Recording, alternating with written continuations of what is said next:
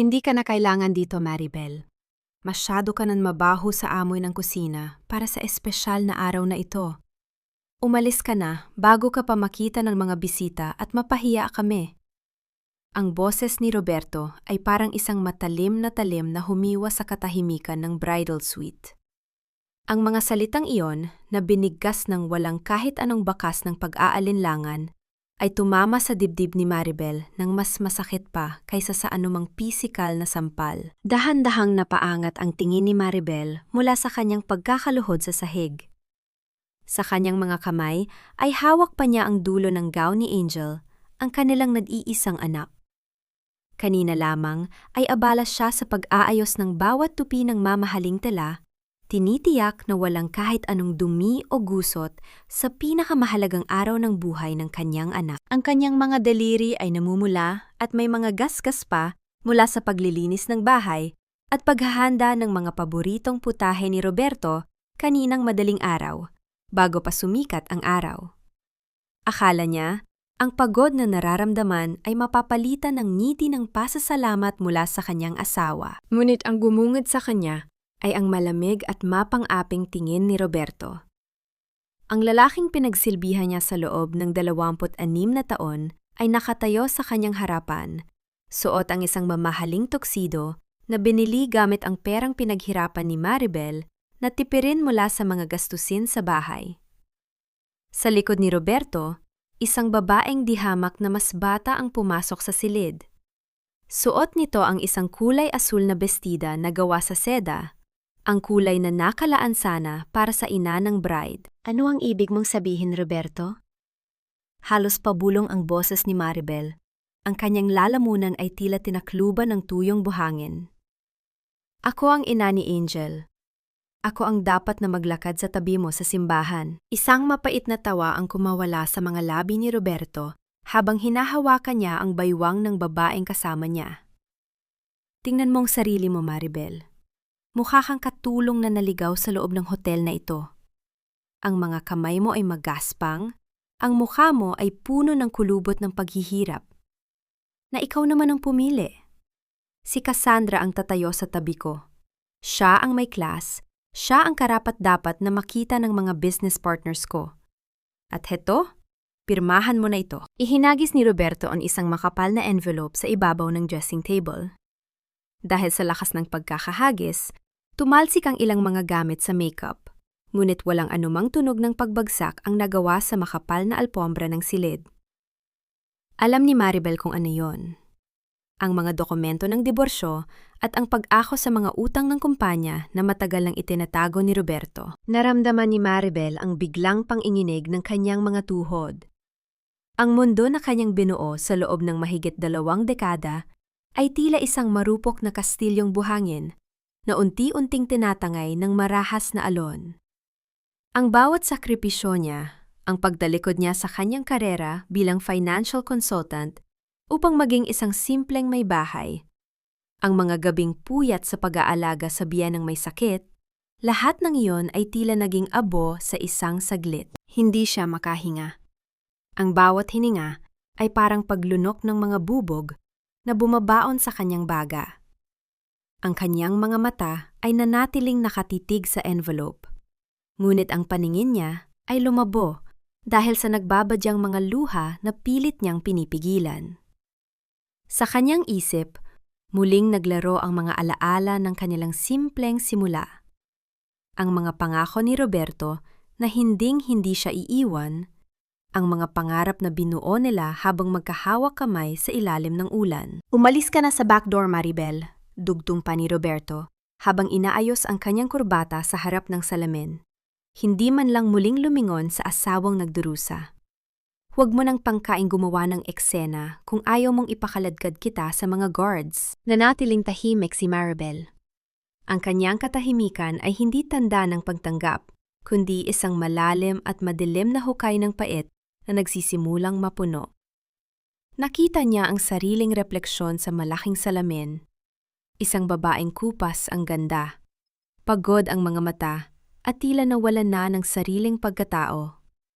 Ngunit sa ilalim ng pagod na yon, may isang maliit na kislap ng galit na hindi pa niya naramdaman kailanman. Naisip niya, ito na ba ang kabayaran sa lahat ng kanyang katapatan? Ang itapon sa likod na pintuan habang ang iba ay nagpapakasasa sa buang kanyang pinaghirapan. Dahan-dahang tumayo si Maribel. Ang bawat galaw ay puno ng bigat ng kanyang nadaramang pighati. Hindi siya sumagot. Hindi siya sumigaw. Tinalikuran niya ang kanyang asawa at ang babaeng umagaw sa kanyang pwesto. Bitbit ang isang pirasong dignidad na natitira sa kanyang pagkatao. Habang naglalakad siya palabas ng silid, ang tanging naririnig niya ay ang tibok ng sariling puso na tila isang batingaw na nagbabadya ng isang bagyong paparating. Sa bawat hakbang niya sa hallway ng hotel, isang tanong ang paulit-ulit na umaalingaw-ngaw sa kanyang isipan. Mas masakit kaysa sa anumang insulto ni Roberto. Hanggang kailan ko hahayaan ang sarili kong mamatay sa loob ng bahay na itinuring kong langit, ngunit naging impyerno na pala dahil sa taong pinakamahal ko. Lumabas si Maribel sa pinto ng hotel na nakalaan para sa mga tauhan at sa mga trak ng basura. Ang malamig na hangin sa labas ay tila isang malupit na paalala na wala na siyang puwang sa loob ng marangyang silid na pinagdausan ng kasal ng kanyang anak. Habang ang tunog ng masayang musika mula sa ballroom ay unti-unting humihina, ang bawat hakbang ni Maribel sa magaspang na semento ay nagdadala ng bigat ng kanyang 26 na taong pananahimik. Naupo siya sa isang luma at kalawanging bangko sa malapit na hintuan ng boss. Sa kanyang kandungan, ang envelope na ibinigay ni Roberto ay tila isang buhay na nilalang na naglalabas ng init ng pang-anib. Nanginginig ang kanyang mga daliri habang binubuksan ang selyo nito. Sa ilalim ng malamlam na ilaw ng poste sa kalsada, sinimula niyang basahin ang mga nakasulat sa loob. Ang bawat pahina ay isang pataksil na saksak sa kanyang likuan. Hindi lamang ito mga papeles ng diborsyo. Ito ay isang detalyadong plano ng pagtatraidor. Natuklasan ni Maribel na sa loob ng nakaraang 5 taon, ginamit ni Roberto ang kanyang pirma, ang mga formal na dokumentong pinipirmahan niya tuwing gabi habang naghahanda ng hapunan upang gawin siyang pangunahing guarantor sa mga bilyon-bilyong utang ng kumpanya. Ang lahat ng mga ari-arian, ang bahay na itinayo nila mula sa hirap, at maging ang mga savings na nakalaan para sa pagtanda ay nailipat na pala sa pangalan ng kumpanya ngayon ay baon na sa utang.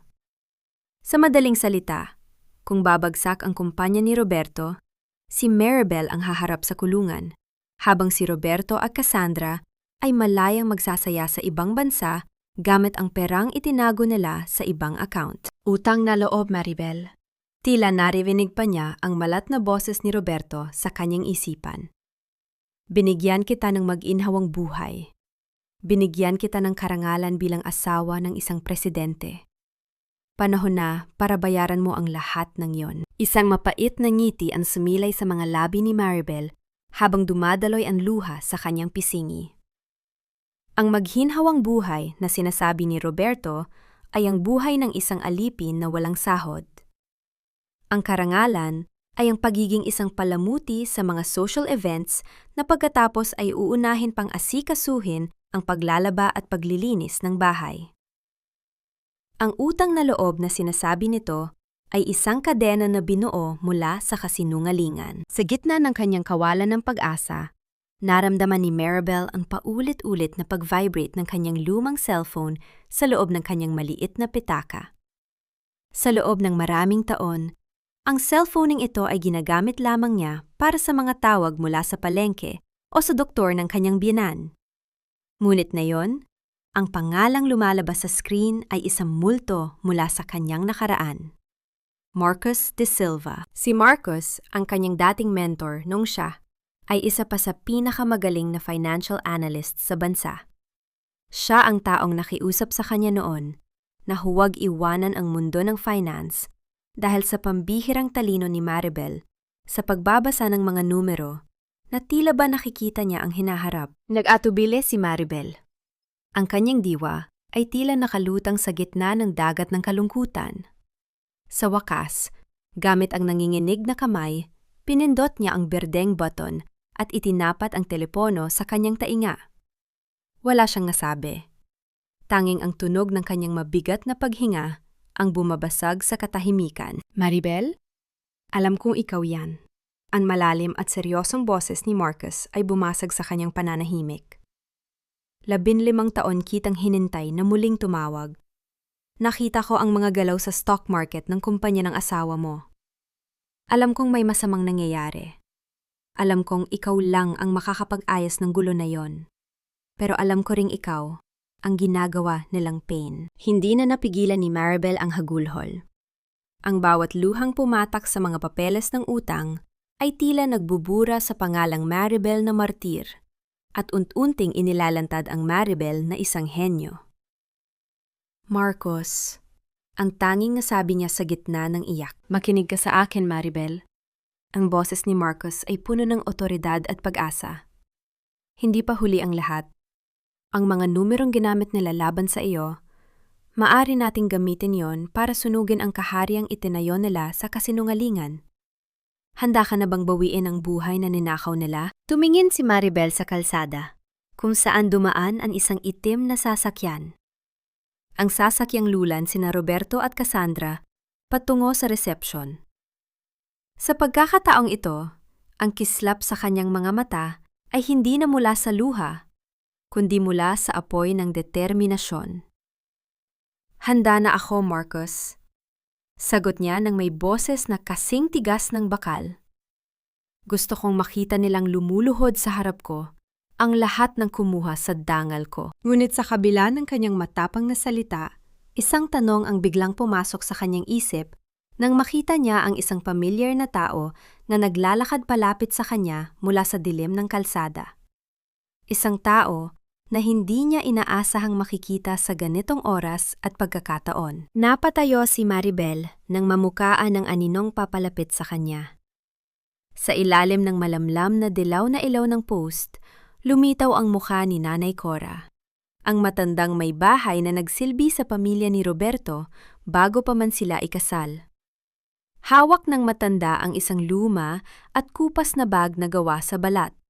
Ang bag na matagal nang ipinatapon ni Roberto dahil paalala raw ito ng ambisyosong nakaraan ni Maribel. Nanay Cora, bakit po kayo nandito? Dapat ay nandoon kayo sa reception. Nag-aalalang tanong ni Maribel habang mabilis na pinupunasan ang kanyang mga luha. Hindi sumagot ang matanda sa halip, ay iniabot ang bag kay Maribel. Itinago ko ito, anak. Alam kong darating ang araw na kakailanganin mo ang iyong tunay na sandata. Huwag kang papayag na tapakan nila ang iyong dangal. Ang talino mo ang magpapalaya sa iyo. Nang buksan ni Maribel ang bag, tumambad sa kanya ang kanyang mga lumang sertipiko, ang kanyang calculator na debaterya, at ang mga notebook na puno ng kanyang mga formula sa pananalapi. Ang bawat gamit sa loob ay tila bumubulong sa kanya. Nagpapaalala sa babaeng minsan ay kinilala bilang the Oracle of Manila sa mundo ng stock market, bago siya naging isang anino sa kusina. Pagkalipas ng isang oras, natagpuan ni Maribel ang sarili sa loob ng isang tahimik at eksklusibong opisina sa Makati. Doon siya hinintay ni Marcos de Silva. Ang silid ay puno ng amoy ng lumang papel at kape, isang pamilyar na amoy na tila nagpagising sa kanyang mga natutulog na selula. Welcome back, Maribel, bungad ni Marcos, habang inilalapag ang isang laptop sa harap niya. Huwag na nating aksayahin ang oras. Narito ang lahat ng financial records ng kumpanya ni Roberto na nakuha ko sa tulong ng aking mga impormante. Tingnan mo ang mga numerong ito. Sa simula, tila ba nakatingin si Maribel sa isang wikang nakalimutan na niya? Ngunit habang tumatagal ang kanyang pagtitig sa screen, ang mga numero ay nagsimulang gumalaw at bumuo ng isang kwento. Nakikita niya ang mga butas, ang mga illegal na paglilipat ng pondo sa mga shell companies, at ang desperadong pagtatangkang itago ang katotohanan na ang imperyo ni Roberto ay parang isang kastilyong gawa sa baraha na handa ng gumuho sa isang ihip lamang ng hangin. Ang kanyang mga daliri na sanay sa paghiwa ng mga rekado at paglalaba ay nagsimulang sumayaw sa keyboard. Ang bawat pindot niya ay may kasamang katiyakan at puwersa. Hindi na siya ang asawang nagmamakaawa para sa atensyon. Siya na ngayon ang mangangaso na nakahanap ng bakas ng kanyang biktima. Masyadong naging kampante si Roberto, bulong ni Maribel. Ang kanyang boses ay wala ng bakas ng takot. Inisip niya na dahil matagal akong nawala sa industriya, naging mangmang nga ako. Hindi niya alam na ang lahat ng pagtitipid at pagbabudget na ginawa ko para sa kanya sa loob ng 26 na taon ang naging pinakamahusay na training ko. Ipinakita ni Maribel kay Marcus ang isang partikular na transaksyon. Dito siya nagkamali. Ginamit niya ang pirma ko para sa pautang na ito. Pero nakalimutan niyang ang petsang nakalagay ay ang araw na nasa ospital ako para sa operasyon ng kanyang ina. Wala siyang ebidensya na naroon ako para pumirma. Ito ay isang malinaw na kaso ng forgery at fraud. Isang malamig na ngiti ang sumilay sa mga labi ni Maribel. Sa sandaling iyon, ang sakit na nararamdaman niya sa kanyang puso ay napalitan ng isang malamig na determinasyon. Hindi lang niya kukunin ang pera. Kukunin niya ang lahat ng bagay na ipinagmalaki ni Roberto sa harap ng kanyang kalaguyo.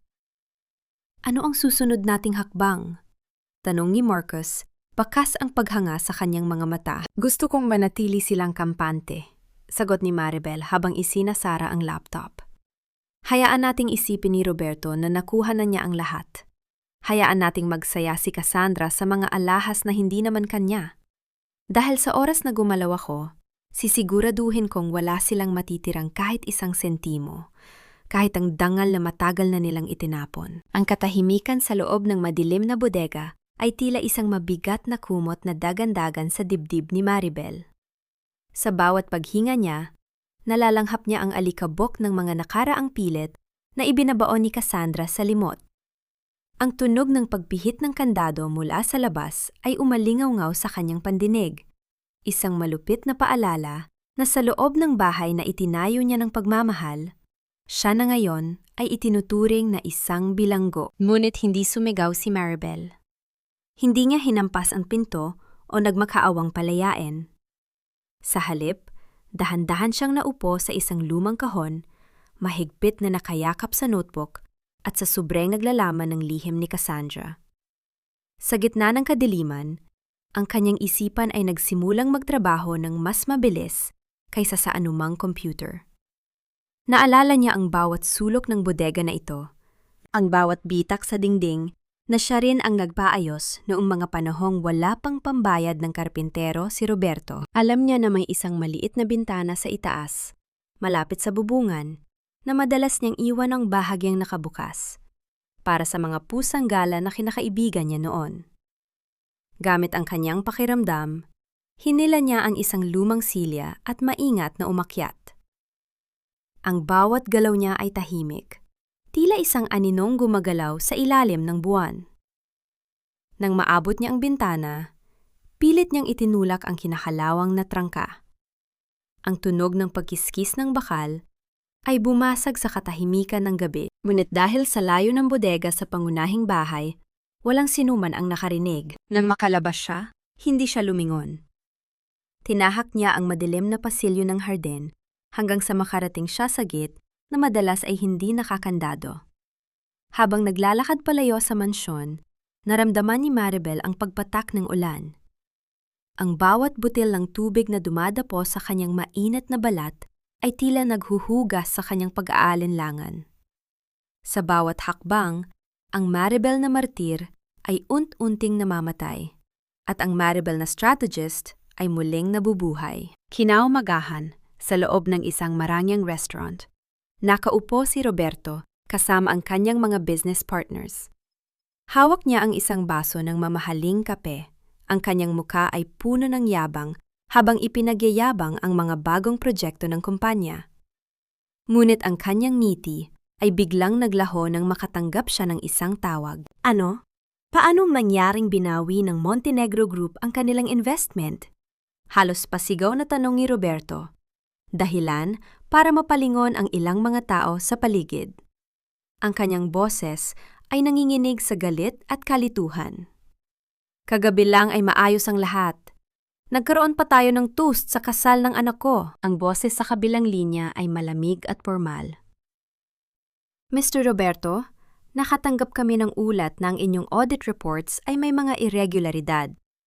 At higit sa lahat, ang aming tiwala sa inyong kumpanya ay nakasalalay sa reputasyon ni Madam Maribel bilang inyong financial advisor. Ngayong nabalitaan naming wala na siya sa inyong panig, hindi na kami kampanteng iwan ang aming pondo sa inyo. Nabitawan ni Roberto ang kanyang kutsara na lumika ng isang matunog na pagiskis sa porsela ng plato. Ang kanyang muka ay namutla, ang kanyang mga mata ay nanlilisik habang nakatingin sa kawalan.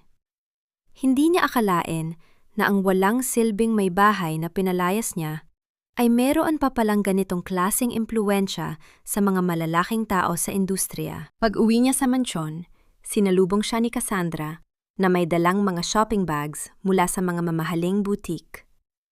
Ang masayang ngiti ng dalaga ay tila isang insulto sa nararamdamang tensyon ni Roberto. Sweetheart, tingnan mo ang binili ko.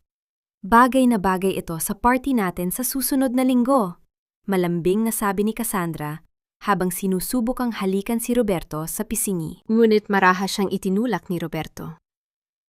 Party? Anong party ang sinasabi mo? Nawalan tayo ng malaking investor dahil sa pakikialam ni Maribel. At ikaw, imbes na tumulong, wala kang ginawa kundi ubusin ang pera ko sa mga walang kwentang bagay na yan. Bakit ako ang sinisisi mo? Ikaw ang nagpalaya sa kanya, di ba? Bulyaw ni Cassandra. Ang kanyang tunay na ugali ay nagsisimula ng lumabas. Ang kanyang boses ay matinis at puno ng pagrerebelde.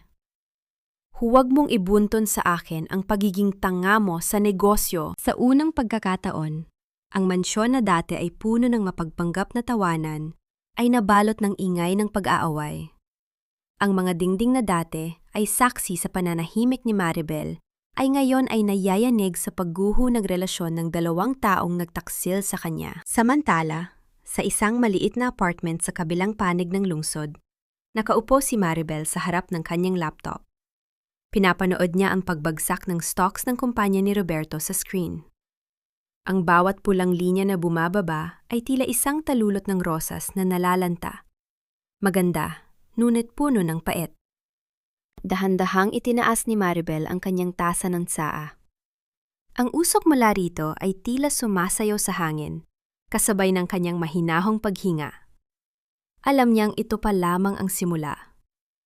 Ang lamat sa luwalhati ni Roberto ay lalalim pa, hanggang sa wala nang matira sa kastilyong itinayo nito sa ibabaw ng kanyang mga luha. Ngunit sa gitna ng kanyang tagumpay, isang mensahe ang pumasok sa kanyang talpono mula sa isang hindi kilalang numero. Ang mga salitang nakasulat doon ay nagbatigil sa kanyang mundo. Alam ko kung nasaan ang notebook, Maribel. At alam ko rin ang sikreto ninyo ni Marcus. Kung ayaw mong malaman ni Roberto ang totoo, magkita tayo. Nabitawan ni Maribel ang kanyang tasa. Ang tunog ng pagkabasag ng seramika sa sahig ay tila isang babala na ang kanyang laban ay hindi lamang laban sa kanyang asawa, kundi laban din sa mga anino ng kanyang nakaraan na pilit siyang hinahabol. Ang bawat tipak ng basag na tasa sa sahig ay tila mga kristal ng alaala na ayaw nang mabuo pa ni Maribel. Habang maingat niyang pinupulot ang mga piraso, ang bawat kislap nito sa ilalim ng ilaw ay nagpapaalala sa kanya na ang buhay na kinalakhan niya ay kasing grupok din ng seramikang ito. Hindi pa man humuhupa ang kaba sa kanyang dibdib dahil sa misteryosong mensahe, isang marahas na katok sa kanyang pinto ang bumasag sa katahimikan ng maliit niyang apartment. Hindi ito ang katok ng isang kaibigan. Ito ay mabilis, mabigat, at puno ng pagmamadali. Nang buksan ni Maribel ang pinto, hindi ang misteryosong nagpadala ng mensahe ang kanyang nakita, kundi ang kanyang anak na si Angel. Nakatayo ito sa labas, suot pa ang damit na ginamit sa post-wedding brunch. Ngunit ang kanyang muka ay hindi kakikitaan ng saya ng isang bagong kasal. Ang kanyang mga mata ay mapula at puno ng pot. Ma, ano ba itong ginagawa mo? Ang boses ni Angel ay nanginginig sa galit. Hindi man lamang siya pumasok sa loob, nanatili siyang nakatayo sa threshold na tila ba ang pagtapak sa tinitirhan ng ina ay isang malaking kasalanan. Nasisira ang kumpanya ni Papa. Ang Montenegro Group, na matagal na niyang nililigawan, ay biglang umurong. At ang sabi nila, ikaw daw ang dahilan. Bakit kailangan maging ganito ka kapait? Naramdaman ni Maribel ang isang matalim na kirot sa kanyang puso, mas masakit pa kaysa sa anumang panlalait ni Roberto. Angel, pumasok ka muna. Pag-usapan natin ito ng mahinahon. Marami kang hindi alam tungkol sa mga transaksyon ng papa mo. Mahinahon? Paano ako magiging mahinahon kung sa mismong honeymoon ko ay umiiyak si Papa dahil sa takot na mabangkarote? Bulyaw ni Angel. Ang kanyang mga luha ay nagsimulang pumatak. Sinabi sa akin ni Papa ang lahat na kaya mo lang daw ginagawa ito dahil nagsiselos ka kay Tita Cassandra, na gusto mo raw siyang pabagsakin para lang makuha ang atensyon niya. Ma, bakit hindi mo na lang tanggapin na tapos na kayo? Bakit kailangang idamay ang kinabukasan namin? Huminga ng malalim si Maribel.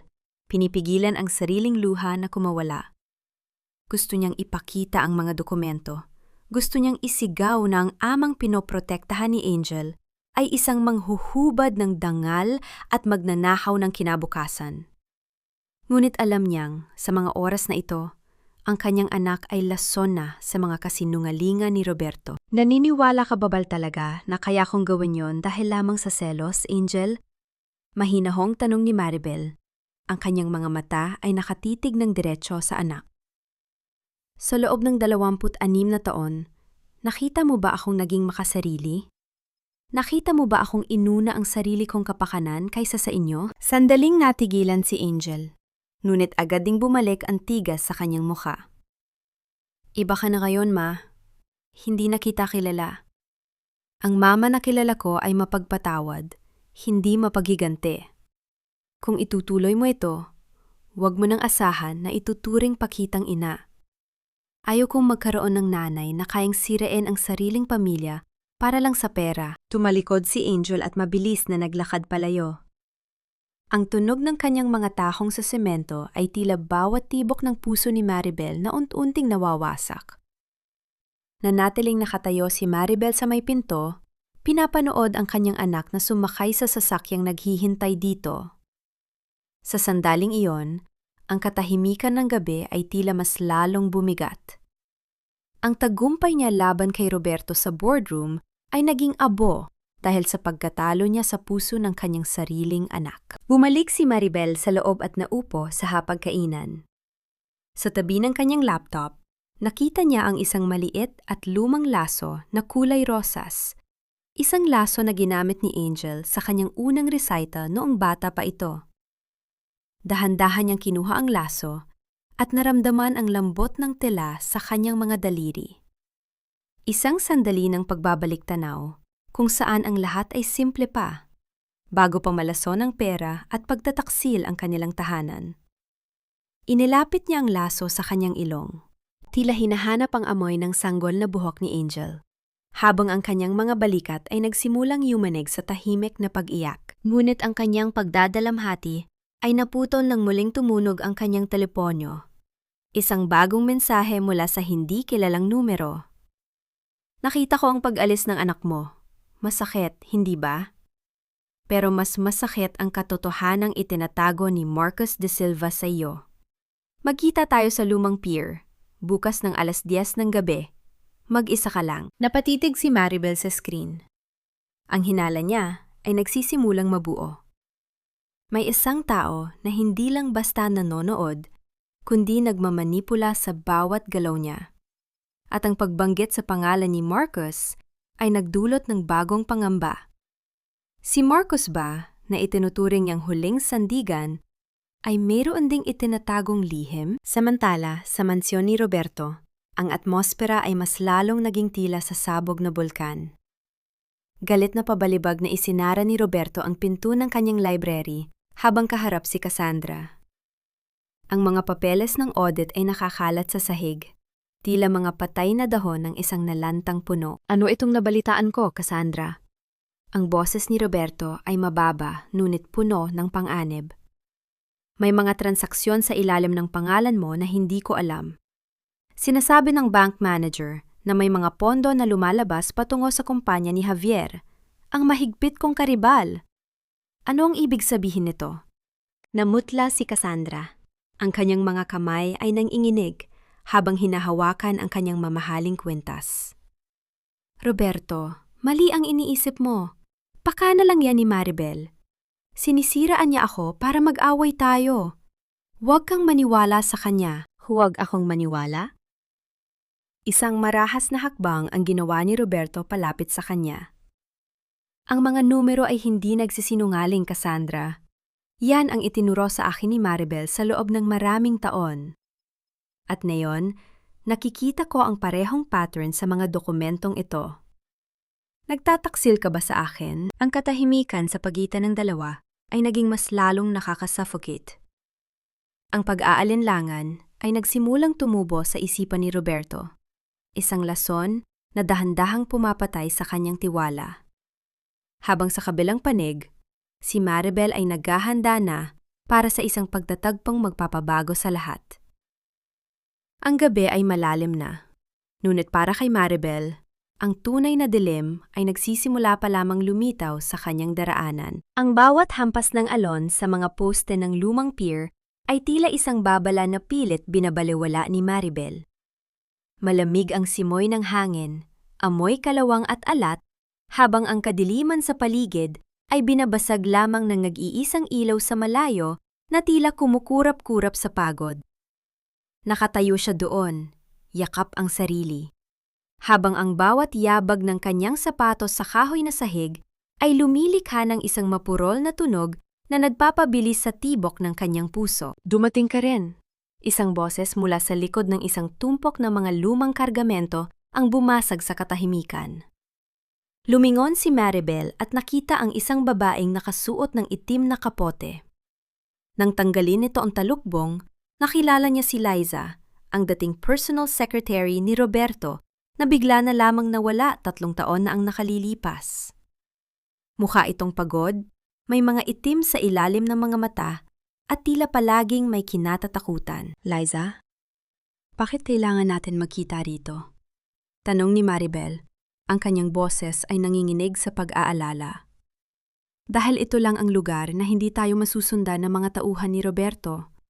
Sagot ni Liza habang iniaabot ang isang maliit na susi at isang lumang liham na selyado ng talaso. Madam, patawarin niyo ako kung ngayon ko lang ito ibinigay. Pinagbantaan ni Sir Roberto ang buhay ko noon. Pero hindi ko na kayang makita na tinatrato ka nila ng ganyan. Kinuha ni Maribel ang liham. Nang buksan niya ito, nakita niya ang sulat kamay ng kanyang biyenan na si Lola Estela. Ang bawat salita sa papel ay tila isang yakap mula sa kabilang buhay. Nakasulat doon ang katotohanang matagal nang itinatago ni Roberto. Ang mansyon at ang malawak na lupain ng pamilya ay hindi kailanman ipinangalan kay Roberto. Dahil sa takot ni Lola Estela na waldasin ng kanyang anak ang lahat para sa kanyang mga bisyo, ang lahat ng ito ay ipinamana sa pangalan ni Maribel. Si Sir Marcos, alam niya ito, madam. Dagdag ni Liza na nagpatigil sa mundo ni Maribel. Siya ang humawak ng mga orihinal na dokumento. Pero may dahilan siya kung bakit hindi niya agad sinabi sa inyo. Mag-iingat kayo. Dahil sa mundong ito, ang bawat tulong ay may kapalit. Nang makaalis si Liza, naiwan si Maribel na nakatulala sa madilim na dagat. Ang hawak niyang liham ay hindi lamang isang pirasong papel. Ito ang susi sa kanyang kalayaan. Ngunit isa rin itong mabigat na pasanin. Kung sasabihin niya ito, mapapalayas na si Roberto. Ngunit lalong lalayo ang loob ni Angel sa kanya. Samantala, sa loob ng mansyon, ang gabi ay tila mas lalong uminit. Si Roberto ay parang isang leon na nakakulong sa hawla, pabalik-balik sa kanyang library habang hawak ang isang baso ng alak. Ang balita na frozen na ang ilan sa kanyang mga accounts dahil sa isang legal na usapin sa ownership ng kumpanya ay nagpadilim sa kanyang paningin. Pumasok si Cassandra sa silid. Suot ang isang mamahaling gintong bestida. Tila walang pakialam sa gulo. Roberto, kailangan ko ng pera para sa charity gala bukas. Ayaw mo naman sigurong mapahiya ang bago mong asawa, di ba? Hinarap siya ni Roberto nang may nanlilisik na mga mata. Marahas nang inilapag ang baso sa mesa na lumika ng isang matunog na pagkiskis na tila ba sumasalamin sa lamat sa kanilang relasyon. Gala? Cassandra, wala na tayong pera. At ikaw, akala mo ba hindi ko alam ang mga sikretong pakikipagkita mo kay Javier? Huwag mo akong gawing tanga. Anong sinabi mo? Ang boses ni Cassandra ay tumaas. Nawala ang tamis na madalas niyang gamitin. Kung wala kang pera, wala rin akong dahilan para manatili rito. Akala mo ba mahal kita? Pinili kita dahil akala ko ikaw ang hari ng industriyang ito. Pero isa ka lang palang taluna na umaasa sa talino ng dati mong asawa. Isang malakas na sampal ang dumapo sa pisngi ni Cassandra. Dahilan para mapatumba siya sa malambot na alpombra. Ang katahimikan pagkatapos niyon ay mas nakakatakot kaysa sa sigawan. Hinawakan ni Cassandra ang kanyang pisngi. Ang kanyang mga mata ay puno ng matinding poot at paghihigante. Pagsisihan mo ito, Roberto. Bulong ni Cassandra habang dahan-dahang tumatayo. Hinding-hindi mo na muling makikita ang perang itinago ko. Sa kabilang bahagi ng lungsod, bumalik si Maribel sa kanyang maliit na apartment. Inilapag niya ang liham ni Lola Estela sa tabi ng rosaryong ibinigay din ito sa kanya.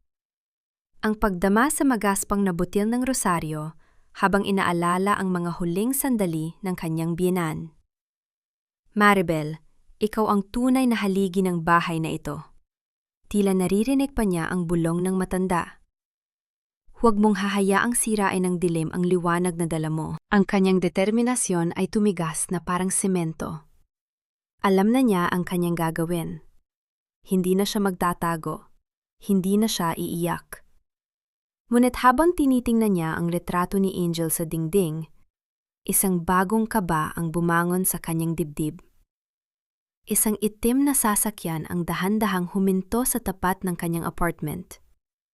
Mula sa bintana, nakita ni Maribel ang isang lalaking bumaba.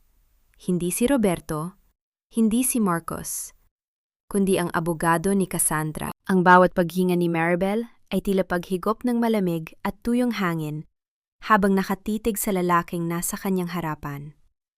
Si Attorney Villafuerte, ang kilalang tuso at mahusay na abogado ni Cassandra, ay nakatayo sa may pintuan ng kanyang maliit na apartment. Ang suot nitong mamahaling coat ay tila isang aninong nagdadala ng masamang balita sa ilalim ng dilaw na ilaw ng pasilyo. Madam Maribel, hindi ako narito para makipag-away. Narito ako dahil may alok ang aking kliyente. Isang alok na magbibigay sa iyo ng hustisya at magpapabagsak kay Roberto sa isang kisap mata. Ang boses ng abogado ay mababa at puno ng mapanlinlang na tamis. Hindi agad sumagot si Maribel.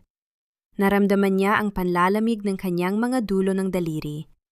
Isang pamilyar na sensasyon na tila humihigop sa init ng kanyang katawan.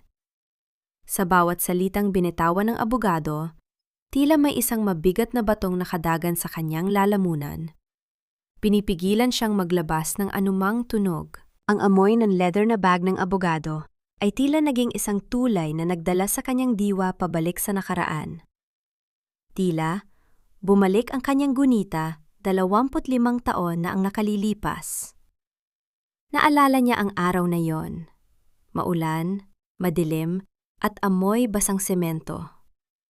Nakaupo siya noon sa isang maliit na opisina. Suot ang kanyang pinakamagandang corporate suit. Kakakuha lang niya ng parangal bilang Top Financial Strategist of the Year. Ngunit sa gabi ring iyon, umiiyak na lumuhod si Roberto sa kanyang harapan. Maribel, iligtas mo ako. Nalugi ang kumpanya ni Papa. Mawawala ang lahat sa amin kung hindi mo ibebenta ang mga shares mo at tutulungan akong muling itayo ang negosyo. Ang pagsusumamo ni Roberto noon ay tila isang awit na pinaniwalaan ni Maribel ng buong puso. Doon nagsimula ang lahat. Pinili ni Maribel na talikuran ang sariling kinang para maging mitsa ng liwanag ni Roberto. Ibinenta niya ang kanyang mga shares Iniwan ang kanyang pangarap na maging CEO at unti-unting naging anino sa likod ng tagumpay ng kanyang asawa. Ang mga kamay na dati ay mabilis na nagtatype ng mga financial codes ay unti-unting nasanay sa paghawak ng mainit na kawali at paglalaba ng mga barong ni Roberto. Ang bawat sugat sa kanyang kamay mula sa pagkakayod ay itinuring niyang medalya ng kanyang pagmamahal. Nabalik lamang ang diwa ni Maribel nang marinig niya ang pagkakalansing ng mga susi na inilapag ng abogado sa kanyang maliit na mesa. Ano ang kapalit, Atty. Villafuerte? Ang boses ni Maribel ay matatag, bagaman may kaunting panginginig sa dulo. Alam ko ang ugali ng kliyente mo. Hindi siya nagbibigay ng walang hinihinging mas malaki. Gusto lang ni Cassandra na makuha ang bahagi niya bago pa tuluyang lumubog ang barko ni Roberto.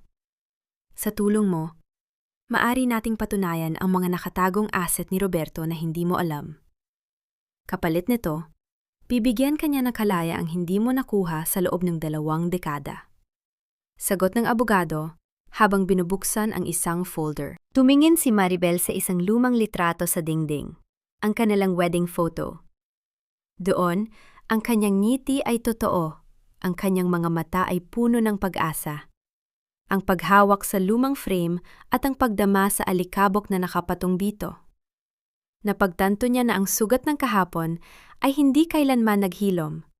Natabunan lamang ito ng mga gawaing bahay at maling paniniwala na ang sakripisyo ay sapat na para sa isang masayang tahanan. Dahan-dahang itinulak ni Maribel ang folder pabalik sa abogado. Sabihin mo kay Cassandra, hindi ko kailangan ang tulong ng isang taong naging bahagi ng pagwasak sa pamilya ko. Ang hustisyang hinahanap ko ay hindi manggagaling sa dumi ng inyong mga kamay. Nang makaalis ang abogado, naiwan si Maribel sa gitna ng katahimikan.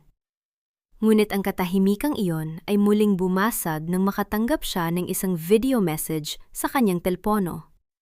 Sa screen, nakita niya si Roberto na galit, hinahalughog ang buong mansyon.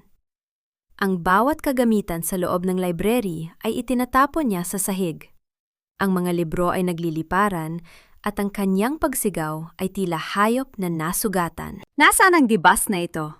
Maribel! Alam kong ninakaw mo ang dokumento ni Mama. Ang sigaw ni Roberto ay umalingaw-ngaw sa speaker ng telepono. Ngunit ang hindi alam ni Roberto, may isang tao pang nanonood sa kanya sa loob ng silid na iyon. Isang tao na hindi niya inaasahang makakakita sa kanyang kabaliwan. Si Angel. Nakatayo ang kanilang anak sa pintuan. Ang kanyang mukha ay puting-puti sa takot habang pinapanood ang kanyang ama na tila nawawala na sa katinuan. Doon naramdaman ni Maribel ang isang matalim na kaba.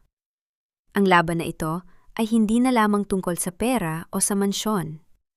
Ito ay tungkol na sa kaligtasan ng kanyang anak. Dahan-dahang kinuha ni Maribel ang kanyang lumang notebook at ang susi ni Lola Estela. Alam niyang sa bawat segundong lumilipas, mas lalong nagiging mapanganib si Roberto. Ngunit sa gitna ng kanyang takot, may isang tanong na pilit bumabangon sa kanyang isipan. Hanggang saan ang kayang gawin ni Roberto kapag nalaman niyang wala na siyang matatakbuhan? Ang gabi ay tila mas lalong dumidilim at sa malayo, ang tunog ng papalapit na sirena ng pulis ay nagsisimulang marinig sa paligid ng mansyon. Ang liwanag ng mga kristal na chandelier sa loob ng engrandeng bulwagan ng mga arevalo ay tila naglalabas ng init na hindi kayang palamigin ng kahit anong aircon. Sa gabi na yon, ang buong angkan ay nagtipon-tipon, mga tiyahin na may suot na naglalakihang perlas, mga pinsan na amoy mamahaling pabanggo, at mga kasosyo sa negosyo na ang bawat tawa ay tila may katumbas na halaga ng dolyar. Sa gitna ng lahat, nakatayo si Roberto. Ang kanyang dibdib ay busog sa yabang habang nakahawak sa bewang ni Cassandra. Mga kamag-anak, mga kaibigan. Ang boses ni Roberto ay umalingaw-ngaw sa buong silid. Puno ng kumpiyansa na tila ba hindi gumuho ang kalahati ng kanyang kumpanya nitong mga nakaraang araw. Nais kong ipakilala sa inyo ang babaeng tunay na nagbibigay sa akin ng lakas at inspirasyon. Si Cassandra, ang aking magiging katuwang sa pagbuo ng bagong yugto ng aking buhay. Isang mahinang bulungan ang gumapang sa buong bulwagan, parang mga bubuyog na naghahanap ng madadapuan. Ang lahat ng mata ay nakatuon sa dalawa. Ngunit ang pansin ng marami ay biglang lumipat nang bumukas ang pinto sa gilid ng kusina. Pumasok si Maribel. Hindi siya suot ng gown o kahit anong mamahaling alahas. Nakasuot lamang siya ng isang simpleng asul na blusa at itim na pantalon. Ang kanyang buhok ay nakapusod ng mahigpit. Sa kanyang mga kamay ay hawak niya ang isang tray ng mga inumin. Sa paningin ng marami, para lamang siyang isa sa mga tauhan sa catering. Isang aninong gumagalaw sa gilid ng karangyaan. "Oh, look who's here!" Ang matinis na boses ni Cassandra ay bumasag sa bulungan. Lumapit siya kay Maribel. Ang kanyang mga mata ay nanunuya. "Roberto, look! Ang dati mong asawa, hindi talaga matiis na mapalayo sa kusina. Siguro ay namimiss niya magsilbi sa atin." Isang mapait na ngiti ang sumilay sa mga labi ni Roberto habang tinitingnan ang dating asawa. "Hayaan mo na siya, Cassandra. Yan naman talaga ang kinasanayan niya sa loob ng 26 na taon. Ang maging tagalinis ng mga kalat ko. If she wants to serve, let her." Siguraduhin mo lang, Maribel, na hindi malalamig ang mga drinks na mga bisita ko. Naramdaman ni Maribel ang init na dumaraloy sa kanyang mga pisingi.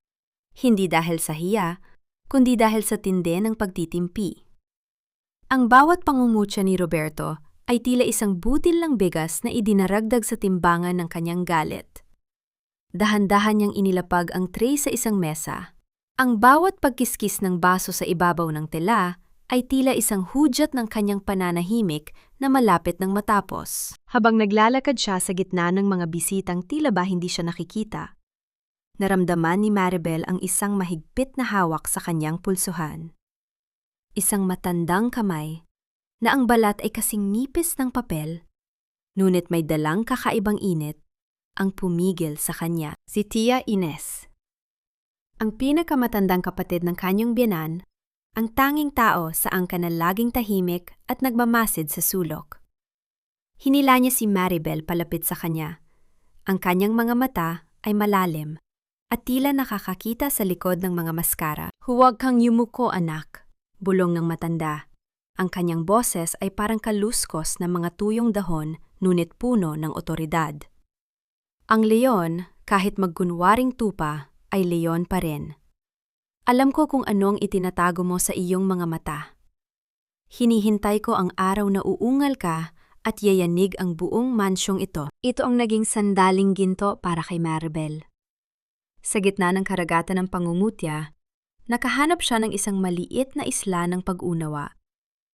Pinisil niya ang kamay ng matanda, isang tahimik na pangako na hindi siya mabibigo. Ngunit ang katahimikan ng kanilang sandali ay nabasag ng lumapit si Roberto, dalang isang baso ng champagne na tila ba gagamitin niyang sandata.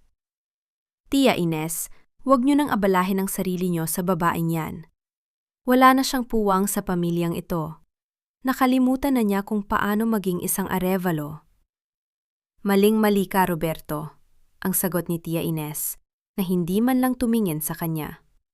"Si Maribel ang tanging nagdala ng dangal sa pangalang yan. At ikaw ang unang sisira rito." Namula ang mukha ni Roberto sa galit. "Umalis ka na rito, Maribel. Labas!" Tumingin si Maribel kay Roberto, pagkatapos ay kay Cassandra, at huli ay kay Angel na nakatayo sa malayo, nakatitig sa kanya ng may halong lungkot at pagkalito. Hindi siya nagsalita. Sa halip, kinuha niya ang isang pirasong dokumento mula sa kanyang bulsa at iniwan ito sa ibabaw ng tray na hawak ni Roberto. "Para sa iyo ito, Roberto. Isang regalo para sa bagong yugto ng buhay mo," mahinahong sabi ni Maribel bago tumalikod at maglakad. Palabas ng bulwagan ng may taas no, nang buksan ni Roberto ang papel, ang kanyang kumpiyansa ay biglang naglaho. Ang kulay sa kanyang mukha ay tila hinigop ng lupa. Ang hawak niyang baso ay nanginginig hanggang sa bahagyang tumapon ang alak sa kanyang mamahaling tuxedo. Ito ay isang paunawa ng foreclosure para sa isa sa kanyang mga lihim na warehouse. ang warehouse kung saan nakatago ang lahat ng kanyang illegal na stocks. Sa gitna ng masayang musika at tawanan, isang malamig na takot ang nagsimulang bumalot kay Roberto. Ang aninong pinalayas niya ay nagsisimula ng sumakop sa kanyang kaharian. Ang bawat lamat sa pader ng library ay tila isang sumpa na unti-unting bumibitak sa harap ng mga mata ni Roberto. Ang katahimikan ng gabi matapos ang magarbong pagtitipon ay hindi nagdala ng kapayapaan. Sa halip, ito ay tila isang mabigat na kumot na may amoy ng luma at napanis na alak. Hawak ni Roberto ang foreclosure notice na iniwan ni Maribel. Ang papel ay lukot na sa tindi ng pagkakahigpit ng kanyang nanginginig na mga daliri. Walang hiyang babae yon? Akala ba niya ay matatakot niya ako sa isang pirasong papel? Ang boses ni Roberto ay pabulong, ngunit puno ng puot. Ang kanyang mga mata ay nanlilisik habang nakatitig sa kawalan. Ang warehouse na yon ang kanyang huling baraha, ang taguan ng mga stocks na hindi idineklara sa audit upang maiwasan ang buwis. Kung mawawala yon, mawawala ang kalahati ng kanyang itinatagong yaman. Eksakto namang pumasok si Cassandra sa silid. Bitbit ang isang baso ng mamahaling wine at ang kanyang mapanuyang ngiti. Ang kanyang boses ay matinis, tila isang kutsilyo na pilit pumuputol sa tensyon. Sweetheart, bakit mo ba iniisip ang basura na yon? Hayaan mo si Maribel na maglaro ng mga papeles niya. Kalimutan mo na yan at asikasuhin mo ang bagong kotse na ipinangako mo sa akin. I want the red one, Roberto. Bagay yon sa bago kong Hermes. Hinarap siya ni Roberto. Ang ugat sa kanyang leeg ay tila puputok na. Kotse? Cassandra, hindi mo ba naintindihan? Foreclosed na ang warehouse sa Laguna. Doon nakatago ang pondo para sa mga luho mo. At ikaw, imbes na tumulong, wala kang ginawa kundi mag-shopping. Don't shout at me, Roberto. Hindi ko kasalanan kung mahina ang security ng kumpanya mo. Sagot ni Cassandra habang dahan-dahang iniinom ang alak, tila walang pakialam sa gulo. Ngunit ang pansin ni Roberto ay naagaw ng isa pang dokumento na nakasingit sa likod ng foreclosure notice. Isang bagay na hindi niya napansin kanina. Ito ay isang photocopy ng isang bank transfer receipt. Isang transfer na nagkakahalaga ng 5 milyong piso mula sa kanyang personal na emergency account patungo sa isang jewelry store sa Makati. Ang petsa? 3 araw lang ang nakalilipas. Dahan-dahang lumapit si Roberto kay Cassandra. Ang bawat hakbang niya ay tila isang babala ng paparating na bagyo. Cassandra, itong 5 milyong piso na kinuha sa account ko noong Martes, saan napunta ito? Hindi ba't sabi mo ay may binabayaran ka lang na utang ng pamilya mo? Bahagyang natigilan si Cassandra. Ang kanyang mga mata ay mabilis na kumurap, ngunit agad ding bumalik ang kanyang kumpiyansa. Ah, yun ba? Sabi ko naman sa'yo, kailangan yun ni Mama para sa operasyon niya. Bakit mo ba tinatanong? Na yun lang ba naging issue sa'yo ang 5 milyon? 5 milyon para sa operasyon? Pero bakit ang resibo ay galing sa isang diamond dealer? Isang marahas na galaw ang ginawa ni Roberto habang ipinapakita ang papel sa harap ng mukha ni Cassandra. Ang tunog ng pagaspas ng papel sa hangin ay tila isang sampal ng katotohanan. Nagsisinungaling ka sa akin, Cassandra. Magnanahaw ka. How dare you call me that? Bulyaw ni Cassandra. Ang kanyang muha ay namula sa galit. Binigay ko sa iyo ang lahat, ang ganda ko, ang panahon ko, karapatan ko ang perang yan bilang kapalit ng pagsasama natin. At sino ang nagbigay sa iyo niyan? Si Maribel? Naniniwala ka sa babaeng pinalayas mo? Hindi ko kailangang maniwala sa kanya, dahil ang mga numero ang nagsasalita, sigaw ni Roberto. Sa sandaling iyon, ang mukha ni Maribel ay muling naglaro sa kanyang isipan. Ang mukha ng babaeng tahimik na nag-aayos ng kanyang mga accounts sa loob ng 26 na taon. Ang babaeng hinding-hindi kukuha ng kahit 1 sentimo nang walang paalam. Isang matalim na pagsisisi ang dumaan sa kanyang dibdib.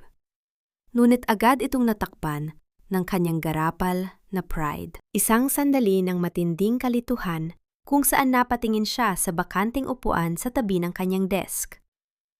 Doon laging nakaupo si Maribel noon. Tinitiyak na bawat piso ay nasa tamang lugar. Sa unang pagkakataon, naramdaman ni Roberto ang lamig ng pag-iisa sa gitna ng kanyang marangyang library. Ang bawat gintong dekorasyon sa silid ay tila naging mga matatalim na mata na humusga sa kanyang kamalian. Lumabas ka. Mahina, ngunit mapanganib na utos ni Roberto. Lumabas ka, Cassandra. Bago ko makalimutan na babae ka. Fine! Mabulok ka rito kasama ang mga utang mo! Cassandra slammed her glass on the marble table. Ang tunog ng pagkabasag ng kristal ay umalingaw-ngaw sa buong mansyon, tila isang hudyat ng tuluyang pagkawasak ng kanilang relasyon. Lumabas siya ng silid nang may kasamang matinding pagpadyak ng kanyang mga takong. Iniwan si Roberto na nag-iisa sa dilim. Habang nakaupo si Roberto sa kanyang marangyang silya, muling tumunog ang kanyang cellphone. Isang notification mula sa stock market app. Ang stocks na kanyang kumpanya ay muling bumagsak ng 10% sa loob lamang ng isang oras. At sa ibaba ng report, may isang maliit na note mula sa isang anonymous broker. The Oracle has spoken. Sell before you burn. Napahawak si Roberto sa kanyang ulo. Ang kanyang paghinga ay naging mabigat at mabilis. Hindi niya alam kung sino ang dapat pagkatiwalaan. Sa kabilang panig ng lungsod, si Maribel ay tahimik na nagmamasid sa harap ng kanyang screen. Isang tasa ng mainit na tsaa ang hawak niya, habang ang bawat pagbagsak ng numero ay tila isang awit ng katarungan sa kanyang pandinig. Ngunit ang katahimikan ni Maribel ay muling nabasag nang makarinig siya ng isang mahinang kaluskos sa labas ng kanyang bintana. Isang anino ang dahan-dahang gumagalaw sa dilim, at sa pagkakataong ito, hindi ito si Marcos o ang abogado ni Cassandra. Ito ay isang taong may hawak na bagay na kumikislap sa ilalim ng liwanag ng buwan. Ibigay mo sa akin ang notebook, Maribel. Alam kong nakuha mo yon sa bodega bago ka tumakas. Huwag mo akong subukan dahil hindi mo alam kung ano ang kaya kong gawin. Ang boses ni Roberto ay umalingaw-ngaw sa maliit na espasyo ng apartment ni Maribel, isang marahas na tunog na tila bumasag sa katahimikan ng gabi. Ang marahas na pagtulak niya sa pinto ay naglika ng isang malakas na pagtama ng kahoy sa semento. Ngunit walang anumang tunog ng pagsabog ang narinig. Tanging ang mabigat na paghinga ng isang lalaking nawawala na sa katinuan. Nakatayo si Maribel sa gitna ng kanyang maliit na sala. Ang kanyang mga kamay ay mahigpit na nakahawak sa isang lumang tasa ng tsaa na wala ng laman. Ang kanyang puso ay tumitibok ng mabilis. Tila isang ibon na pilit kung makawala sa hawla ng kanyang dibdib. Ngunit ang kanyang mukha ay nanatiling kasing lamig ng marmol. Sa ilalim ng suot niyang kupas na cardigan, naramdaman niya ang maliliit na butil ng pawis na dumadaloy sa kanyang likuran. Wala rito ang hinahanap mo, Roberto? Mahinahong sagot ni Maribel. Bagaman ang kanyang lalamunan ay tila tinutunok ng libo-libong tini. Umalis ka na bago ko patawagin ang mga tanod sa labas. Ngunit hindi nakinig si Roberto. Nagsimula siyang maghalugog sa loob ng maliit na silid. Ang bawat gamit na madaanan niya ay kanyang itinatapon sa sahig. Ang tunog ng pagbagsak ng mga libro, ang pagkapunit ng mga kurtina, at ang pagkakaladkad ng mga silya sa sahig ay tila isang malupit na orkestra ng pagkawasak. Hinagis niya ang mga unan mula sa lumang sofa at binaliktad ang maliit na lamesang kainan. Ngunit wala siyang nakitang notebook. Lalong naggitnit ang kanyang mga ngipin. Lumapit siya kay Maribel. Ang amoy ng alak at mamahaling tabako ay humalo sa hangin. Isang amoy na dati ay nagbibigay kay Maribel ng seguridad. Ngunit ngayon ay nagdadala na lamang ng matinding takot. Nasaan, Maribel? Ang kumpanya ko ay guguho kung hindi ko mababawi ang mga talang yon. Akala mo ba ay hahayaan kitang sirain ang lahat ng pinaghirapan ko? Sa gitna ng kaguluhan, isang maliit na bagay ang nahulog mula sa bulsa ni Roberto. Isang gintong lighter na may nakaukit na inisyal ni Cassandra. Nang makita ito ni Maribel, naramdaman niya ang isang pamilyar na kirot, isang muli-muling pagturok ng karayom sa kanyang puso. Ito ang lighter na ibinigay ni Roberto kay Cassandra gamit ang perang dapat ay pambayad sa huling buwan ng pang-aalaga sa ospital ng kanyang biyenan. Ang mira na ito ay tila isang sampal na nagpapaalala sa kanya na ang lalaking ito ay wala nang ititirang kabutihan. Dahan-dahang lumapit si Roberto sa kusina. Binuksan niya ang lahat ng mga cabinet. Itinatapon ang mga plato at baso na naglika ng matutunog na pagkiskis sa sahig. Ngunit sa bawat pagsisikap niya, bigo si Roberto. Hindi niya alam na ang notebook ay hindi nakatago sa ilalim ng kutson o sa likod ng mga libro. Narito ang naging sandaling ginto ni Maribel. Pinanood niya ang kanyang asawa habang hinahalughog ang isang garapon ng bagoong sa ibabaw ng lababo. Ikinalat ni Roberto ang malansang sarsa sa counter, nandidiri at nagmumura bago ito pabalibag na ibinalik. Hindi niya alam na sa ilalim ng tila madumi at walang kwentang garapong yon, na nakabaon sa loob ng isang airtight na plastic sa gitna ng bagoong, naroon ang susi at ang microchip na naglalaman ng lahat ng ebidensya. Alam ni Maribel na ang isang lalaking katulad ni Roberto, na ang turing sa sarili ay mataas at marangal, ay hinding-hindi magsusuri ng malalim sa isang bagay na itinuturing niyang mabaho at pangmahirap. "Wala rito! Wala rito!" Bulyaw ni Roberto habang sinasabunutan ang sarili. Ang kanyang mukha ay namumula na sa galit at pagkapahiya. "Kung nalaman kong ibinigay mo yan kay Marcos, sisiguraduhin kong magsisisi ka, Maribel. Magsisisi kayong dalawa." Mabilis siyang lumabas ng apartment. Iniwan ang pintong nakabukas at ang silid na tila dinaanan ng isang malakas na bagyo. Nanatiling nakatayo si Maribel, ang kanyang mga binti ay tila naging jello sa tindi ng panghihina. Dahan-dahan siyang naupo sa sahig, sa gitna ng mga basag na alaala at kalat ng kanyang buhay. Ang bawat butil ng alikabok na lumilipad sa hangin ay tila sumasalamin sa kanyang pagkatao. Marupok, maliit, ngunit hindi kayang durugin ng tuluyan. Nang masigurado niyang wala na ang sasakyan ni Roberto, dahan-dahan tumayo si Maribel at lumapit sa garapon ng bagoong. Gamit ang nanginginig na kamay, kinuha niya ang plastik sa loob. Ligtas ang ebidensya. Ngunit habang hawak niya ito, naramdaman niya ang isang matinding pangungulila. Napatingin siya sa bakanting espasyo, sa dingding kung saan dati ay nakasabit ang kanilang family picture na ngayon ay wasak na sa sahig. Isang tanong ang nanatiling nakabitin sa kanyang diwa. Tila isang aninong ayaw lumisan.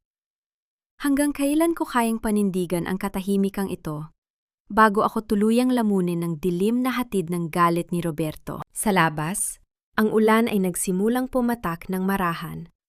Lumilikha ng isang malungkot na ritmo sa bubungan ng apartment. Ngunit sa gitna ng katahimikan ng gabi, muling tumunog ang kanyang telpono. Hindi ito mensahe, kundi isang video call mula sa isang hindi kilalang numero. Pagkapindot niya, bumungad ang mukha ni Angel. Ang kanyang anak ay nasa loob ng isang madilim na silid at sa likod nito ay makikita ang isang figura na may hawak na isang bagay na kumikislap. Ang parehong aninong nakita ni Maribel sa labas ng kanyang bintana kagabi. "Mama, tulong!" Ang mahinang bulong ni Angel bago biglang maputol ang tawag. Nabitawan ni Maribel ang garapon. Ang tunog ng pagkabasag ng salamin sa sahig ay tila hudyat na ang stakes ng laban na ito ay hindi na lamang tungkol sa yaman, kundi sa buhay ng kanyang kaisa-isang anak. Ang bawat segundo ng katahimikan, matapos maputol ang tawag, ay tila isang matalim na kutsilyong unt-unting pumupunit sa katinuan ni Maribel. Nakatitig siya sa itim na screen ng kanyang telpono. Ang kanyang sariling refleksyon ay kakikitaan ng matinding lagim na hindi niya akalaing mararamdaman muli. Ang amoy ng bagoong mula sa nabasag na garapon ay humahalo sa malamig na simoy ng ulan, isang malansang paalala na ang kanyang mundong binuo ay tuluyan ng naging isang madugong labanan. Hindi siya pwedeng magpadala sa takot. Alam ni Maribel na ito ang layunin ng taong nasa likod ng anino, ang paralisisin ang kanyang isipan. Sa gitna ng nanginginig na mga daliri, tinawagan niya si Marcus. Ang bawat tunog ng pagkonekta ng linya ay tila isang mabagal na tibok ng batingaw na nagbabadya ng kamatayan. Marcus, nakuha nila si Angel. Ang boses ni Maribel ay parang galing sa ilalim ng lupa, tuyot at halos hindi marinig. Kailangan nating tapusin ang laro ni Roberto ngayon din. Hindi ko nahihintayin ang bukas. Sa kabilang dako ng lungsod, sa loob ng tila isang abandonadong gusali ng kumpanya, nakaupo si Roberto sa gitna ng kanyang maranging opisina na ngayon ay wala ng kuryente. Ang tanging liwanag ay nagmumula sa mga ilaw ng sasakyan ng mga pulis at sheriff sa labas na nagsisimula ng magkabit ng mga foreclosure notices sa bawat pinto. Ang dating hari ng industriya ay mukhang isang gusgusing pulubi. Ang kanyang buhok ay gulo-gulo at ang kanyang mga mata ay lubog na sa puyat at alak. Ang kanyang imperyo ay hindi lamang gumuho. Ito ay nilamon ng apoy na siya rin ang mitsa. Ang balita na si Cassandra ay tumakas na dala ang huling pondo ng kumpanya ay tila isang huling saksak sa kanyang likuran. Ngunit ang mas masakit ay ang malamang na si Cassandra ay hindi lang basta tumakas. Itinira rin nito ang kanyang anak na si Angel upang gawing panigipit kay Maribel. Niloko mo ako, Cassandra. Ang bulong ni Roberto sa dilim. Ang bawat salita niya ay may kasamang pait ng pagsisisi na huli na para itama. Narito ang naging sandaling ginto para sa kabanatang ito.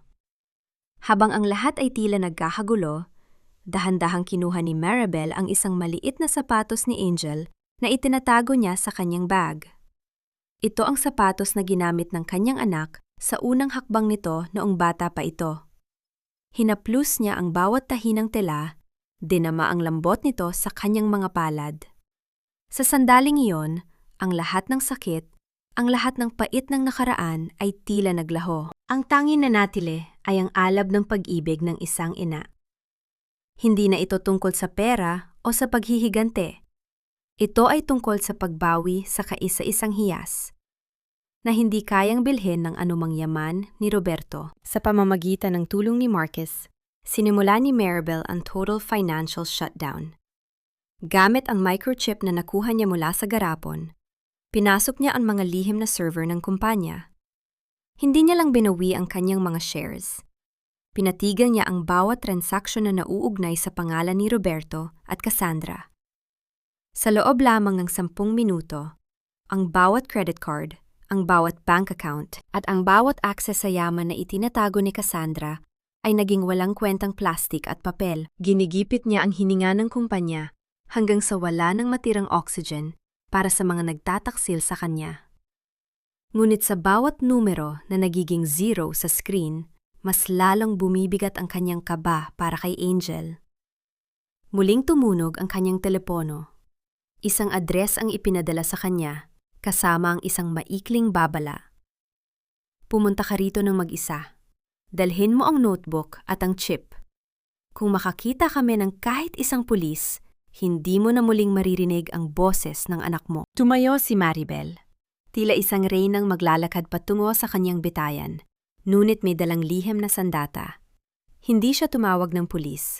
Hindi siya humingi ng tulong sa iba. Alam niyang sa huling yugtuan ng trahedyang ito, siya at ang kanyang mga alaala ang tanging makakapagligtas sa kanyang pamilya. Habang nagmamaneho siya patungo sa madilim na bodega sa gilid ng dagat, nakita niya ang anino ng isang tao sa gitna ng kalsada. Nang malapitan niya ito, nakilala niya ang figura. Si Roberto. Nakatayo ang kanyang asawa sa gitna ng ulan.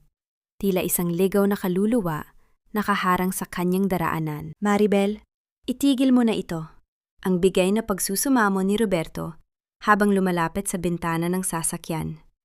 Ang kanyang boses ay nanginghinig sa pakot. Alam ko kung nasaan si Angel, pero hindi mo kaya ang taong kasama ni Cassandra. Hindi mo alam kung gaano sila kadelikado. Umalis ka sa daan ko, Roberto. Ang malamig na sagot ni Maribel. Ang kanyang mga mata ay hindi man lang kumurap.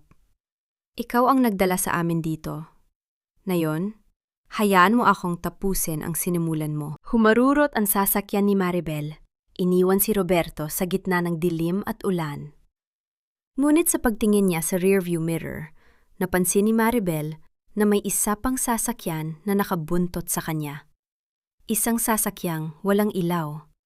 Tila, isang aninong, handang sumila sa kanya sa oras na makarating siya sa destinasyon. Ang bawat yabag ng sapatos ni Maribel sa makintab na sahig ng lobby ng Arevalo Group ay tila isang martilyo na tumitibok sa katahimikan ng gusali. Hindi na siya ang babaeng may amoy ng bawang at sibuyas sa kanyang mga palad. Suot ang isang itim na corporate suit na itinago ni Marcos sa loob ng maraming taon, ang kanyang tindig ay kasing tigas ng bakal, at ang kanyang mga mata ay kasing talim ng kidlat. Ang mga empleyadong dati ay hindi man lang tumitingin sa kanya kapag nagdadala siya ng baon ni Roberto, ay napapahinto ngayon, nababalot ng pagkamangha at kaba sa aura ng babaeng tila muling nabuhay mula sa mga abo. Sa loob ng boardroom, ang ingay ng pagtatalo ay abot hanggang sa labas. Ang mga board members ay pila mga hitit-pirit na nagkakagulo dahil sa biglaang pag-freeze ng lahat ng pondo ng kumpanya. Sa dulo ng mahabang mesa, nakaupo si Roberto. Ang kanyang mukha ay kasing puti ng papel, at ang kanyang mga kamay ay nanginginig habang pilit na inaayos ang kanyang kurbata. Huminahon kayo! Isang technical glitch lang ito. Maayos natin ito sa loob ng ilang oras. Ang boses ni Roberto ay nanginginig. Wala na ang dating otoridad na kinatatakutan ng lahat. Technical glitch? Roberto, bankrupt na tayo sa loob ng 10 minuto kung hindi natin mababayaran ang mga utang sa bangko. Bulyaw ng isang matandang investor habang hinahampas ang mesa, lalumika ng isang matunog na pagkiskis ng kahoy sa semento. Eksakto namang bumukas ang malaking pinto ng boardroom. Walang anunsyo, walang kumatok. Pumasok si Maribel ng may dahan-dahang hakbang. Ang bawat paggalaw niya ay puno ng dignidad na tila isang reynang pumabalik sa kanyang kaharian. Ang katahimikan sa loob ng silid ay naging ganap. Tila ba lahat ay nakalimutang huminga? Anong ginagawa mo rito, Maribel? Ang boses ni Roberto ay puno ng puot at kalituhan. Wala kang karapatang pumasok sa silid na ito. Guards, ilabas ang babaeng ito. Ngunit walang gumalaw. Ang mga gwardiya sa pinto ay nanatiling nakatayo. Ang kanilang mga ulo ay bahagyang nakayuko bilang tanda ng paggalang. Lumingon si Maribel kay Roberto. Isang malamig na ngiti ang sumilay sa kanyang mga labi. Mali ka, Roberto. Ako ang tanging may karapatang manatili sa silid na ito. Mahinahong sabi ni Maribel habang inilalapag ang isang asul na folder sa ibabaw ng mesa. Ang tunog ng paglapag ng papel ay tila isang hudyat ng kamatayan para sa ambisyon ni Roberto. Basahin niyo ang pahina 4. Ang 60% ng shares ng Arevalo Group kasama ang titulong kinatatayuan ng gusaling ito, ay hindi kailanman naging sayo. Ang lahat ng yan ay nakapangalan sa akin, ayon sa di mababali na huling testamento ni Lola Estela. Isang sabay-sabay na singhap ang umalingangaw sa silid. Si Roberto ay tila naging isang estatwa. Ang kanyang mga mata ay nanlilisik habang binabasa ang mga dokumento. Ang bawat salita sa papel ay tila isang sampal na nagpapatunay sa kanyang kawalang halaga. Hindi maari ito. Dinaya mo ang mga dokumento. Peke ito. Sigaw ni Roberto habang pilit na pinupunit ang mga papel. Ngunit ang bawat piraso ng papel na nalalaglag sa sahig ay tila mga talulot ng kanyang bumabagsak na imperyo. Narito ang naging sandaling ginto para kay Maribel. Lumapit siya ng dahan-dahan kay Roberto, hanggang sa maramdaman niya ang init ng mabilis na paghinga nito. Itinaas niya ang kanyang kaliwang kamay, ipinapakita ang maputing marka sa kanyang daliri kung saan dati ay nakasuot ang kanyang wedding ring.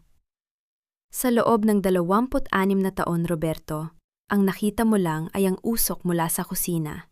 Hindi mo nakita ang apoy na nagluluto sa iyong tagumpay.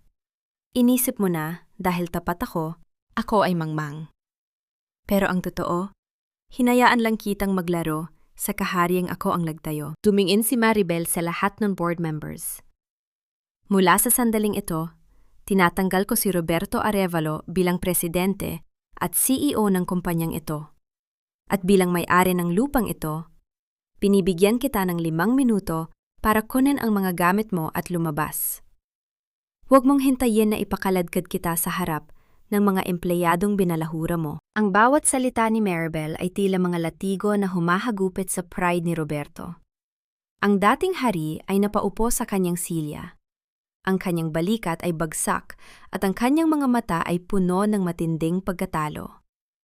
Ang katahimikan sa boardroom ay nabasag lamang ng tunog ng kanyang mabigat na paghinga at ang mahinang paghikbi ng kanyang pagsisisi. Ngunit sa gitna ng kanyang tagumpay, muling naramdaman ni Maribel ang pag-vibrate ng kanyang telepono sa loob ng bulsa. Isang text message mula sa isang hindi kilalang numero ang nagpatigil sa kanyang mundo. Napanood namin ang iyong performance sa boardroom, Madam President. Napakagaling. Ngayon, oras na para sa totoong negosasyon.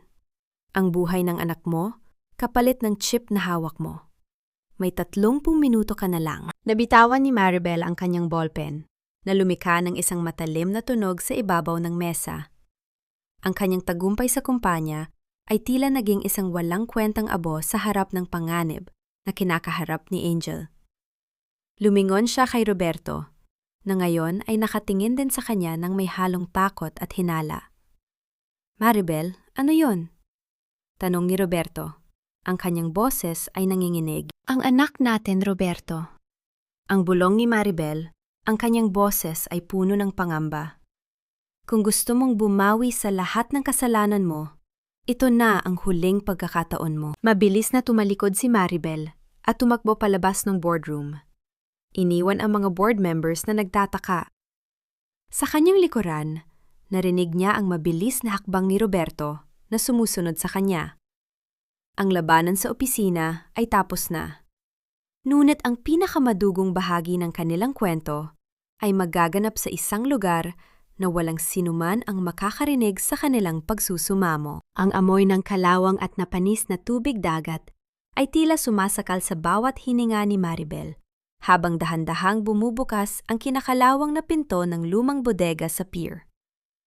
Ang kadiliman sa loob ay binabasag lamang ng isang malamlam na ilaw na nakabitin sa kisame, na tila isang naghihingalong bituin sa gitna ng kawalan.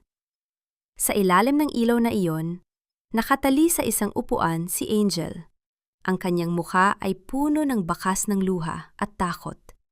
Habang sa likuran niya ay nakatayo si Cassandra. May hawak na isang matalim na gunting na nakatutok sa leeg ng dalaga. Huwag kang lalapit, Maribel. Ibigay mo sa akin ang chip. Ibalik mang pera ko. Ang boses ni Cassandra ay hindi na malambing. Ito ay tila isang huni ng isang hayop na nasugatan at wala ng takas. Ang kanyang mga mata ay nanlilisik. Ang ayos ng kanyang buhok ay gulo-gulo. At ang kanyang mamahaling damit ay puno na ng dumi. Isang malupit na larawan ng isang reynang na wala ng kaharian. Nakatayo si Maribel sa bungad. Ang kanyang mga kamay ay itinaas bilang tanda ng pagsuko. Sa likuran niya, humihingal si Roberto. Ang kanyang mukha ay kakikitaan ng matinding pagsisisi habang nakatingin sa kalagayang kinasadlahan ng kanyang anak. Nandito na ang chip, Cassandra. Pakawalan mo si Angel. Ang boses ni Maribel ay matatag, bagaman ang bawat hebla ng kanyang pagkatao ay nanginginig sa takot para sa kanyang anak. Wala na ang pera mo dahil pinatigil ko na ang lahat ng transaksyon. Kahit makuha mo ito, hindi mo na magagamit ang yaman na ninakaw mo sa amin. Pwes, kung wala akong makukuha, wala rin kayong makukuha. Sisirain ko ang buhay na pinakaingatan mo.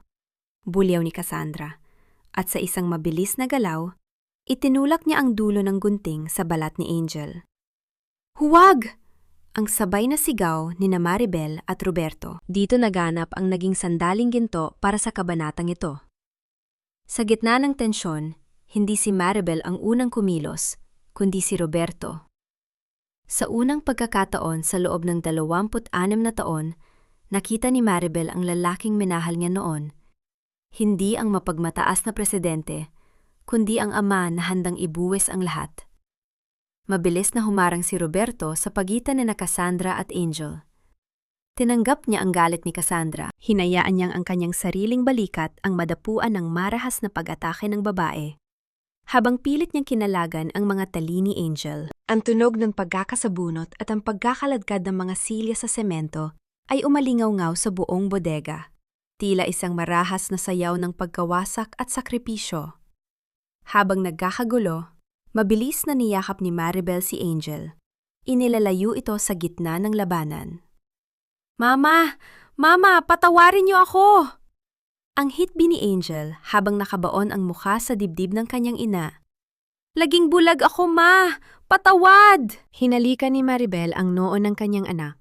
Ang kanyang mga luha ay sa wakas ay pinayagan niyang dumaloy ng malaya. "Nandito na ako, anak. Ligtas ka na." Tapos na ang lahat. Nabasag ang katahimikan ng gabi nang dumating ang nakakasilaw na asul at pulang ilaw ng mga sasakyan ng pulis. Ang tunog ng mga yabag ng mga bota sa semento ay nagsilbing hudyat ng katapusan. Mabilis na pinalibutan ng mga awtoridad ang bodega. Si Cassandra, na wala na sa katinuan, ay dinala palabas habang sumisigaw ng mga sumpa. Ang kanyang mga kamay ay nakaposas na sa likod. Ngunit ang mas masakit na bahagi ay ang paglapit ng isa pang opisyal kay Roberto. Si Roberto, na duguan ang balikat at nakaupo sa sahig, ay tila isang taong sa wakas ay nagising mula sa isang mahabang bangumot. Tumingin siya kay Maribel, hindi na may puot o yabang, kundi may dalisay na kahihiyan, isang matinding hiya na dulot ng pagkakalantad ng lahat ng kanyang kasalanan. "Maribel," ang mahinang tawag ni Roberto. Ang kanyang boses ay nanginginig sa pagitan ng iyak at pagsisisi. "Hindi ko hinihiling na patawarin mo ako. Alam kong wala na akong puwang sa buhay ninyo. Pero salamat. Salamat dahil hindi ka sumuko sa anak natin." Pinanood ni Maribel habang nilalagyan din ng posa si Roberto. Ang mga kaso ng forgery, tax evasion at fraud ay hindi matatakpan ng kanyang huling sakripisyo. Ang batas ay walang kinikilalang pagsisisi pagdating sa hustisya. Habang inaakay si Roberto, palabas patungo sa sasakyan ng pulis, napahinto siya sa tapat ni Maribel. Sa isang sandali, tila tumigil ang mundo. Walang salita, tanging ang mabigat na hininga ng dalawang taong nagbahagi ng mahigit 2 dekada ng buhay. Tumango ng bahagya si Maribel, isang tahimik na pagkilala na ang galit ay nagsisimula ng mapalitan ng isang malamig na kapayapaan. Pinanood niya ang pag-alis ng sasakyan. Ang mga pulang ilaw nito ay unti-unting nawawala sa dilim ng gabi. Ang Arevalo Group ay sa kanya na, ang mansyon ay ligtas na, at ang kanyang anak ay nasa kanyang piling muli. Ang gabi ay tila mas lalong tumahimik. Habang naglalakad sina Maribel at Angel palayo sa bodega, ang bawat hakbang nila sa basang kalsada ay tila isang hudyat ng paglisan sa isang madilim na kabanata. Ngunit sa dulo ng kalsada, nakita ni Maribel si Marcos na naghihintay, nakasandal sa kanyang sasakyan. "Tapos na ang gabi, Maribel," ang mahinahong sabi ni Marcos. "Hindi, Marcos," sagot ni Maribel, habang nakatingin sa unti-unting pagbubukang liwayway sa abot tanaw. Nagsisimula pa lang ang araw, ngunit sa kabila ng katahimikan, isang huling dokumento ang naiwan sa loob ng bag ni Maribel na hindi pa niya nabubuksan. Isang liham na nahanap niya sa loob ng notebook ni Roberto na may pangalan niya. Ang nilalaman nito ay ang tanging bagay na hindi niya inaasahan sa gitna ng lahat ng kaguluhang ito. Ang sikat ng araw na tumatago sa malalaking bintana ng mansyon ay wala nang dalang bigat o panunumbat.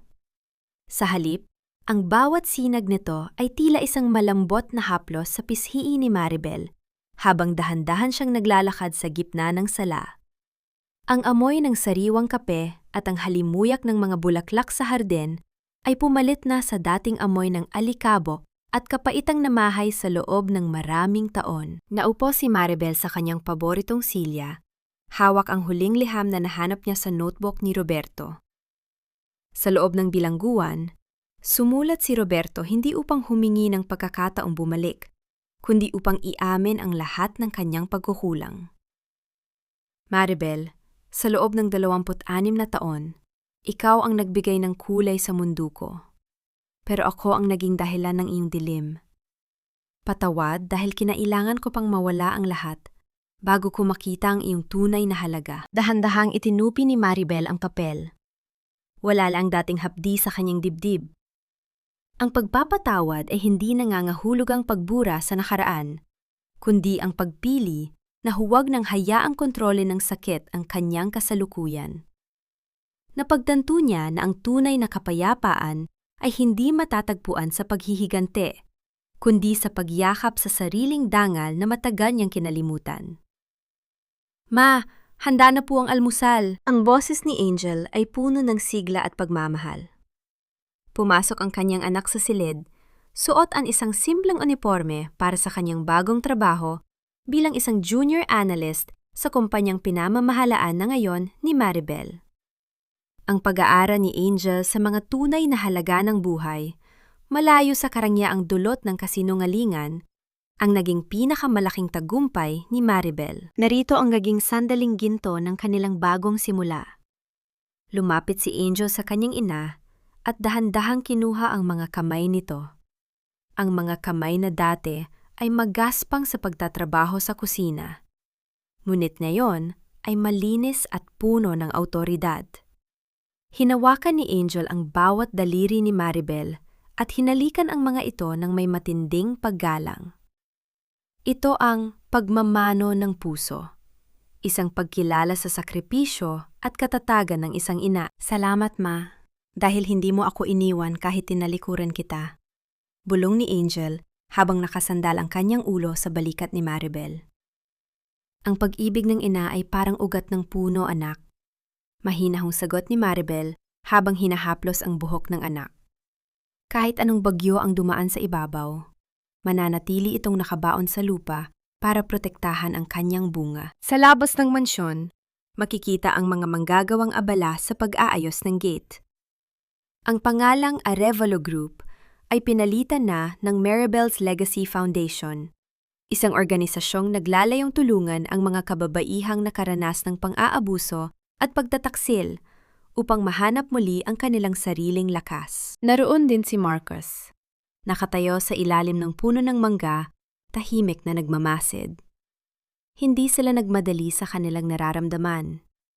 Ang kanilang pagkakaibigan ay tila isang dahan-dahang pagbubukang luwayway, puno ng respeto, pag-unawa, at pag-asang darating ang tamang panahon para sa isang mas malalim na pag-iibigan. Tumanggo si Maribel kay Marcos mula sa bintana, isang tahimik na pagkilala sa taong naging anino niya sa gitna ng labanan. Ang kwento ni Maribel ay hindi lamang kwento ng paghihigante. Ito ay kwento ng pagbabalik sa sarili. Ang bawat lamat sa kanyang nakaraan ay naging mga gintong tahi na nagpatibay sa kanyang pagkatao. Natutunan niya na ang tunay na kayamanan ay hindi nasusukat sa dami ng shares o sa laki ng mansyon, kundi sa kakayahang tumingin sa salamin at makita ang isang babaeng hindi na natatakot sa dilim. Habang hinihigop ni Maribel ang kanyang kape, pinanood niya ang mga ibon na malayang lumilipad sa asul na langit. Ang hangin ay tila bumubulong ng isang bagong awit. Isang awit ng paglaya, ng pag-asa, at ng walang hanggang pagmamahal sa sarili. Ang gabi ng pagdurusa ay tuluyan ng natapos. At sa harap niya, ang hinaharap ay kasing liwanag ng araw na hindi na muling lulubog sa kanyang puso.